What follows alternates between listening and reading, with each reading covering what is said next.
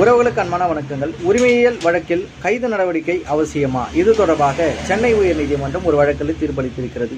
இந்த வழக்கில் மனுதாரர்கள் செந்தாமரை என்கின்ற அந்த நபருக்கு தங்களுடைய சொத்தை கிரைய ஒப்பந்தத்தின் மூலமாக விற்பதாக முடிவு செய்து 50 லட்சம் ரூபாய் கிரைய ஒப்பந்தம் பேசி 47 லட்சம் ரூபாய் அட்வான்ஸாக பெற்றுவிடுகின்றனர்.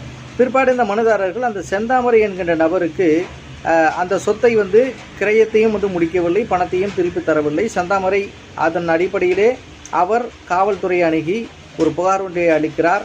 காவல்துறையினர் இவர்கள் மீது, இந்த மனுதாரர்கள் மீது வழக்கு பதிவு செய்து விடுகின்றனர். அவர்கள் முன்ஜாமீன் கோரி உயர்நீதிமன்றத்தை அணுகுகின்றனர். விசாரணை செய்த நீதிமன்றமானது இந்த ஒப்பந்தத்தை நிறைவேற்றாதது ஒரு உரிமையியல் வழக்கு தொடர்பானவை, இது ஒரு குற்றவியல் வழக்கு கிடையாது. ஆகவே இந்த மனுதாரர்களை கைது நடவடிக்கை செய்கின்ற ஒரு காரியமானது அவசியமற்றது.